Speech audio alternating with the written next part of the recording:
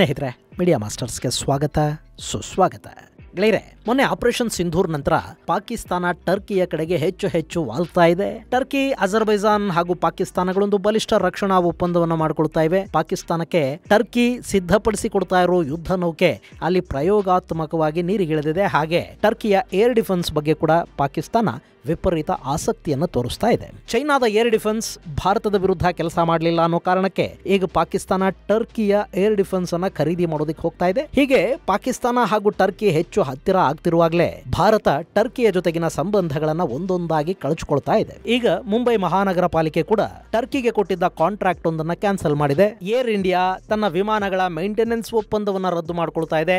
ಹಾಗೆ ಇಂಡಿಗೋ ಕೂಡ ಟರ್ಕಿಯ ಜೊತೆಗಿನ ಒಪ್ಪಂದವನ್ನ ರದ್ದು ಮಾಡಿಕೊಂಡು ಇನ್ನು 3 ತಿಂಗಳಲ್ಲಿ ತನ್ನ ಹೊಸ ಪಾಲುದಾರರನ್ನ ಹುಡುಕೊಳ್ಳೋದಕ್ಕೆ ಸಿದ್ಧಗೊಂಡಿದೆ. ಹಾಗೆ ಟರ್ಕಿಯನ್ನ ಭಾರತೀಯ ಪ್ರವಾಸಿಗರು ಬಾಯ್ಕಾಟ್ ಮಾಡ್ತಾ ಇರೋದು ಕೂಡ ಅವರಿಗೆ ದೊಡ್ಡ ಮಟ್ಟದ ನಷ್ಟವನ್ನುಂಟು ಮಾಡ್ತಾ ಇದೆ. ಇಷ್ಟಾದರೂ ಟರ್ಕಿಯ ಅಧ್ಯಕ್ಷ ಎರ್ಡೋಗನ್ಗೆ ಪಾಕಿಸ್ತಾನ ಅನ್ನೋ ಭಿಕಾರಿ ದೇಶದ ಮೇಲೆ ಅಷ್ಟ್ಯಾಕೆ ಪ್ರೀತಿ?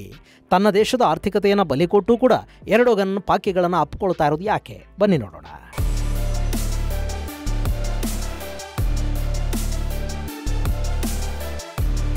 ಗೆಳೆಯರೆ, ಆಪರೇಷನ್ ಸಿಂಧೂರದ ಸಮಯದಲ್ಲಿ ಪಾಕಿಸ್ತಾನಕ್ಕೆ ದೊಡ್ಡ ಮಟ್ಟದಲ್ಲಿ ಸಹಾಯ ಮಾಡಿದ್ದು 3 ದೇಶಗಳು. ಒಂದು ಚೈನಾ, ಅವರು ಪಾಕಿಸ್ತಾನಕ್ಕೆ ಮಿಸೈಲು, ಯುದ್ಧ ವಿಮಾನ, ಏರ್ ಡಿಫೆನ್ಸ್ ಎಲ್ಲವನ್ನ ಕೊಟ್ಟಿದ್ರು. ಇನ್ನು 2ನೇದು ಅಜರ್ಬೈಜಾನ್, 3ನೇದು ಟರ್ಕಿ. ಟರ್ಕಿ ಪಾಕಿಸ್ತಾನಕ್ಕೆ ತನ್ನ ಡ್ರೋನುಗಳನ್ನು ಒದಗಿಸಿಕೊಡ್ತು. ಪಾಕಿಸ್ತಾನಕ್ಕೆ ಬೆಂಬಲವಾಗಿ ತನ್ನ ಯುದ್ಧ ನೌಕೆಯೊಂದನ್ನು ಕರಾಚಿಗೆ ಕಳುಹಿಸಿಕೊಡ್ತು. ಆಪರೇಷನ್ ಸಿಂಧೂರ್ ಆರಂಭ ಆದ ನಂತರ ಕೂಡ ಟರ್ಕಿ ಪಾಕಿಸ್ತಾನಕ್ಕೆ ಆಯುಧಗಳನ್ನು ಕೊಡ್ತಾ ಹೋಯಿತು. ಹಾಗೆ ಬಹಿರಂಗವಾಗಿ ಕಾಶ್ಮೀರದ ವಿಷಯದಲ್ಲಿ ಟರ್ಕಿ ಪಾಕಿಸ್ತಾನದ ಪರ ಮಾತಾಡ್ತು. ಆಪರೇಷನ್ ಸಿಂಧೂರಲ್ಲಿ ಟರ್ಕಿಯ ಸೈನಿಕರು ಸತ್ತು ಹೋದ್ರು. ಆಪರೇಷನ್ ಸಿಂಧೂರ್ ನಂತರ ಕೂಡ ಟರ್ಕಿ ಪಾಕಿಸ್ತಾನಕ್ಕೆ ನೇರ ಬೆಂಬಲವನ್ನ ವ್ಯಕ್ತಪಡಿಸುವುದನ್ನು ನಿಲ್ಲಿಸಲಿಲ್ಲ. ಇಲ್ಲಿ ಚೈನಾ ಮತ್ತು ಭಾರತದ ನಡುವೆ ಪುರಾತನ ಸಮಸ್ಯೆಗಳಿವೆ. 2 ದೇಶಗಳು ಯುದ್ಧ ಮಾಡಿಕೊಂಡಿವೆ. ಚೈನಾ ಅನ್ನೋದು ನಮಗೆ ಗೊತ್ತಿರೋ ಶತ್ರು, ಅದು ಪಾಕಿಸ್ತಾನಕ್ಕೆ ಬೆಂಬಲ ಕೊಡೋದ್ರಲ್ಲಿ ಯಾವ ಆಶ್ಚರ್ಯನೂ ಇಲ್ಲ. ಇನ್ನು ಅಜರ್ಬೈಜಾನ್, ಅದರ ಶತ್ರು ಆರ್ಮೇನಿಯಾಗೆ ಭಾರತದ ಜೊತೆ ರಕ್ಷಣಾ ಒಪ್ಪಂದಗಳಿವೆ. ಭಾರತ ಆರ್ಮೇನಿಯಾಗೆ ಬೇಕಾದ ಆಯುಧಗಳನ್ನು, ರಡಾರ್ಗಳನ್ನು, ಮಿಸೈಲ್ ಮತ್ತು ಲಾಂಚರ್ಗಳನ್ನು, ಏರ್ ಡಿಫೆನ್ಸ್ ಸಿಸ್ಟಮ್ಗಳನ್ನು ಕೊಟ್ಟಿದೆ. ಹೀಗಾಗಿ ಅಜರ್ಬೈಜಾನ್ಗೆ ಭಾರತದ ಮೇಲೆ ಸಿಟ್ಟಿದ್ರಿರಬಹುದು. ಹಾಗೆ ಈ ಹಿಂದೆ ಆರ್ಮೇನಿಯಾ ಜೊತೆಗಿನ ಯುದ್ಧದಲ್ಲಿ ಪಾಕಿಸ್ತಾನ ಅಜರ್ಬೈಜಾನ್ಗೆ ಸಹಾಯ ಮಾಡಿತ್ತು. ತನ್ನ ಸೇನೆಯನ್ನ ಆರ್ಮೇನಿಯಾದ ವಿರುದ್ಧ ಹೋರಾಡೋದಕ್ಕೆ ಕಳುಹಿಸಿಕೊಟ್ಟಿತ್ತು. ಆ ಋಣವನ್ನು ತೀರಿಸೋದಕ್ಕೆ ಅಜರ್ಬೈಜಾನ್ ಪಾಕಿಸ್ತಾನದ ಪರ ನಿಂತರೆ ಅಚ್ಚರಿ ಪಡಬೇಕಿಲ್ಲ. ಆದರೆ ಟರ್ಕಿಗೆ ಏನಾಗಿದೆ? ಈ ಹಿಂದೆ ಟರ್ಕಿಯಲ್ಲಿ ಭೂಕಂಪ ಆದರೆ ಅವರಿಗೆ ಬೇಕಾದ ಆಹಾರ ಪದಾರ್ಥಗಳನ್ನು, ಔಷಧಗಳನ್ನು, ರೆಸ್ಕ್ಯೂ ಟೀಮ್ಗಳನ್ನು ತಕ್ಷಣ ಕಳುಹಿಸಿಕೊಟ್ಟಿದ್ದು ಭಾರತ. ಆಪರೇಷನ್ ದೋಸ್ತ್ ಹೆಸರಲ್ಲಿ ಭಾರತ ಟರ್ಕಿಗೆ ಸಹಾಯ ಮಾಡಿದ್ರೆ ಟರ್ಕಿ ಭಾರತದ ವಿರುದ್ಧ ಪಾಕಿಸ್ತಾನಕ್ಕೆ ಆಯುಧಗಳನ್ನು ಸರಬರಾಜು ಮಾಡುತ್ತಾ? ಇದು ಭಾರತದ ಸರ್ಕಾರವನ್ನು ಕೆರಳಿಸಬೇಕಿತ್ತು. ಆದರೆ ನಮ್ಮ ಸರ್ಕಾರಗಳು ಗೊತ್ತಲ್ಲ, ಯಾವುದೇ ಪಕ್ಷದ ಸರ್ಕಾರ ನಮ್ಮಲ್ಲಿದ್ರೂ ಕೂಡ ಅವುಗಳಿಗೆ ಅವುಗಳದ್ದೇ ಆದ ಲೆಕ್ಕಾಚಾರಗಳಿರುತ್ತವೆ. ಹೀಗಾಗಿ ಭಾರತದ ಸರ್ಕಾರ ಟರ್ಕಿಯ ವಿರುದ್ಧ ಏನು ಮಾತಾಡೋದಕ್ಕೆ ಹೋಗಲಿಲ್ಲ. ಆದರೆ ಈ ಬಾರಿ ಜನ ಸುಮ್ಮನಿರಲಿಲ್ಲ.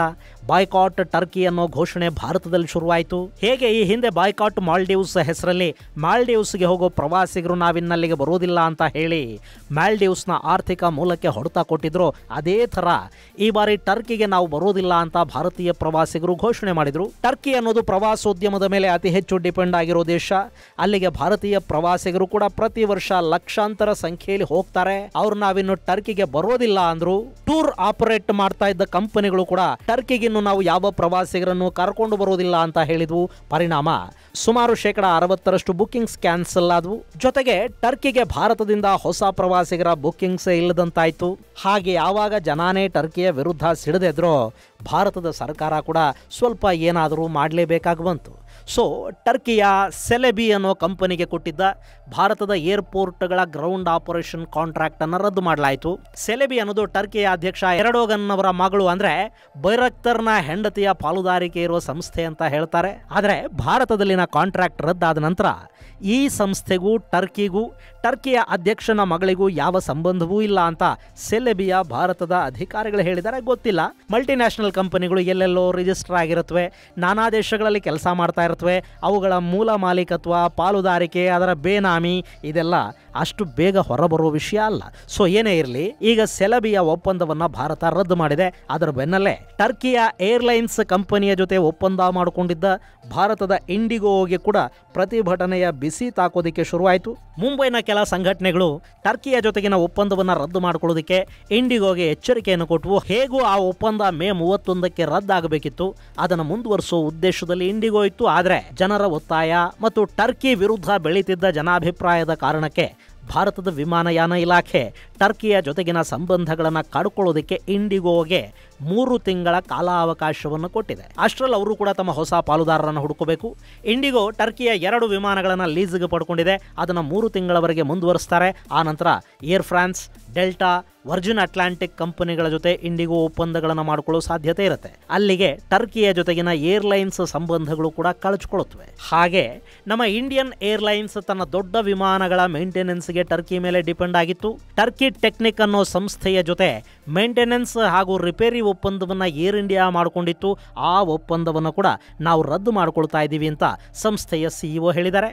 ಆ ಮೇಂಟೆನೆನ್ಸ್ ವ್ಯವಸ್ಥೆಯನ್ನು ತಕ್ಷಣಕ್ಕೆ ಭಾರತದಲ್ಲಿ ಮಾಡಿಕೊಳ್ಳೋದಕ್ಕೆ ಸಾಧ್ಯ ಆಗೋದಿಲ್ಲ. ಸೊ ಅಮೆರಿಕ, ಮಿಡ್ಲ್ ಈಸ್ಟ್ನ ಬೇರೆ ಯಾವುದಾದರೂ ಸಂಸ್ಥೆಗೆ ಅವರು ಶಿಫ್ಟ್ ಆಗಬೇಕಾಗಿದೆ. ಮುಂದಿನ ದಿನಗಳಲ್ಲಿ ಆಗ್ತಾರೆ.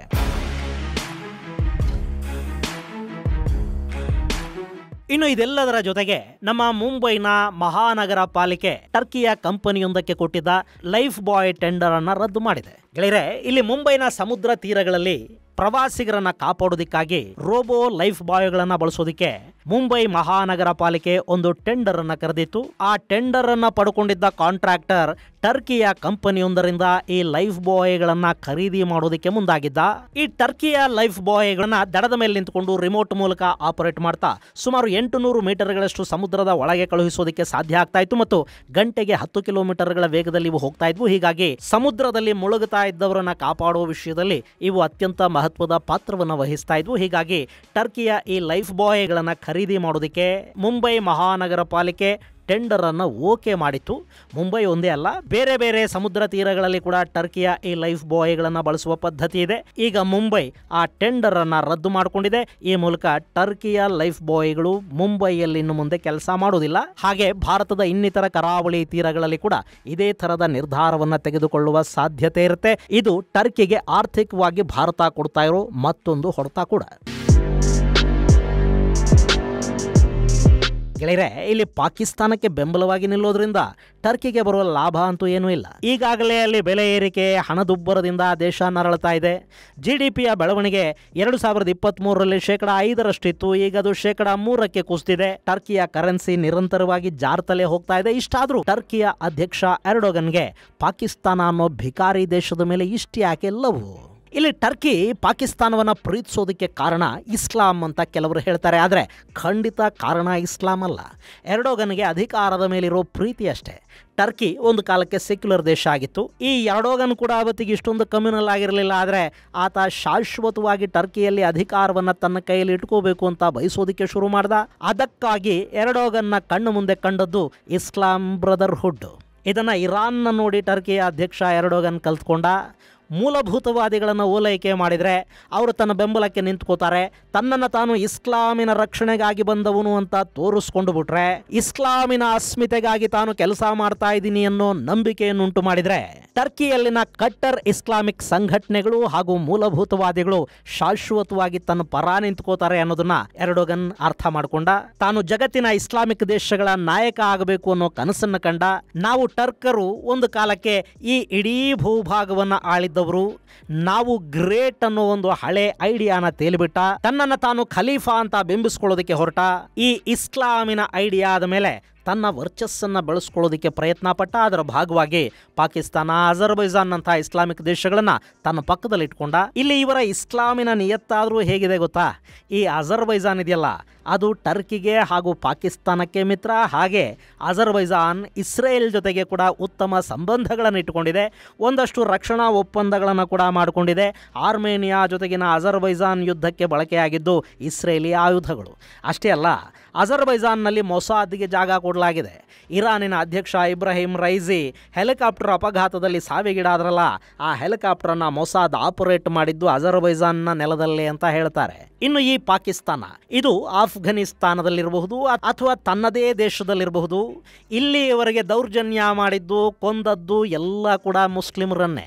ಇಂಥ ದೇಶಕ್ಕೆ ಇಸ್ಲಾಮಿನ ಬಗ್ಗೆ ಯಾವ ನಿಯತ್ತು, ಯಾವ ಪ್ರೀತಿ? ಇನ್ನು ಟರ್ಕಿ ಗೆಳೆಯರೆ, ಈ ಎರ್ಡೋಗನ್ನು ಜಾಗತಿಕ ಇಸ್ಲಾಮಿನ ನಾಯಕ ಆಗೋದಕ್ಕೆ ಹೋಗ್ತಾ ಇದ್ದಾನೆ ಅಲ್ವಾ? ಚೈನಾದಲ್ಲಿ ಉಯ್ಗರ್ ಹೆಸರಿನ ಮುಸ್ಲಿಮರಿದ್ದಾರೆ ನೋಡಿ, ಅವರ ಮೂಲ ಟರ್ಕಿ, ಅಂದರೆ ಅವರು ಟರ್ಕಿಶ್ ಮುಸಲ್ಮಾನರು. ಅವರನ್ನು ಚೈನಾ ಅಲ್ಲಿ ಕಾಡಬಾರದ ರೀತಿಯಲ್ಲಿ ಕಾಡ್ತಾ ಇದೆ. ಆದರೂ ಟರ್ಕಿ ಆ ಬಗ್ಗೆ ಮಾತೇ ಆಡೋದಿಲ್ಲ. ಯಾಕೆಂದ್ರೆ ಚೈನಾ ವಿರುದ್ಧ ಮಾತಾಡಿದರೆ ಯುರೋಪಿಯನ್ ದೇಶಗಳನ್ನು ಬ್ಲಾಕ್ ಮೇಲ್ ಮಾಡೋದಕ್ಕೆ ಇರೋ ಒಂದು ದೊಡ್ಡ ಅವಕಾಶವನ್ನು ಟರ್ಕಿ ಕಳ್ಕೊಂಡು ಬಿಡುತ್ತೆ. ಸೊ ಇಲ್ಲಿ ಇಸ್ಲಾಂ ಮೇಲಿನ ಪ್ರೀತಿ ಅನ್ನೋದು ಕೂಡ ಒಂದು ಢೋಂಗಿನೇ. ಅಲ್ಲಿ ಎರ್ಡೋಗನ್ ಇಸ್ಲಾಮಿನ ಹೆಸರಲ್ಲಿ ತನ್ನ ಅಧಿಕಾರವನ್ನು ಗಟ್ಟಿಯಾಗಿ ಉಳಿಸ್ಕೋಬೇಕಾಗಿದೆ ಅಷ್ಟೇ. ಈಗಾಗಲೇ ಟರ್ಕಿಯಲ್ಲಿ ಭಾರೀ ಪ್ರಮಾಣದಲ್ಲಿ ಜನ ಪ್ರತಿಭಟನೆಗಳನ್ನು ಮಾಡ್ತಾ ಇದ್ದಾರೆ. ಅದರಲ್ಲೂ ಇಸ್ತಾನ್ಬುಲ್ ಭಾಗದಲ್ಲಿ ಪ್ರತಿಭಟನೆಗಳ ಕಾವು ಹೆಚ್ಚಾಗ್ತಾ ಇದೆ. ಇಸ್ತಾನ್ಬುಲ್ನ ಮೇಯರ್ ಎಕ್ರಮ್ ಇಮಾಮುಗುಲ್ ಸೇರಿದಂತೆ ಸಾಕಷ್ಟು ಪ್ರತಿಪಕ್ಷಗಳ ನಾಯಕರನ್ನ ಎರ್ಡೋಗನ್ ಜೈಲಿಗಟ್ಟಿಯಾಗಿದೆ.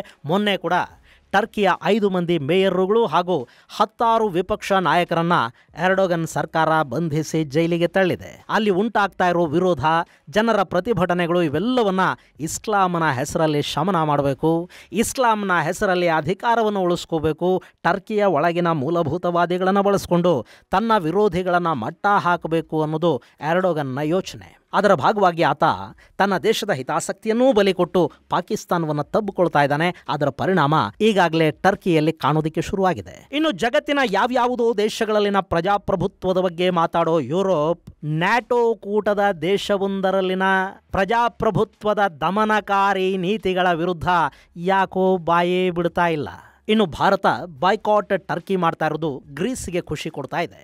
ಮೊನ್ನೆ ಭಾರತದ ಪ್ರತಿನಿಧಿಗಳ ನಿಯೋಗ ಗ್ರೀಸ್ಗೆ ಭೇಟಿ ಕೊಡ್ತಲ್ಲ, ಆ ಸಂದರ್ಭದಲ್ಲಿ ಬಾಯ್ಕಾಟನ್ನು ಮುಂದುವರಿಸಿ ಅಂತ ಗ್ರೀಸ್ ಮನವಿ ಮಾಡಿಕೊಂಡಿರೋದು ಅಷ್ಟೇ ಅಲ್ಲ, ಭಯೋತ್ಪಾದನೆಯ ವಿರುದ್ಧದ ಹೋರಾಟದಲ್ಲಿ ಭಾರತಕ್ಕೆ ಸಂಪೂರ್ಣ ಬೆಂಬಲವನ್ನು ಕೊಡುವುದಾಗಿ ಗ್ರೀಸ್ ಹೇಳಿದೆ.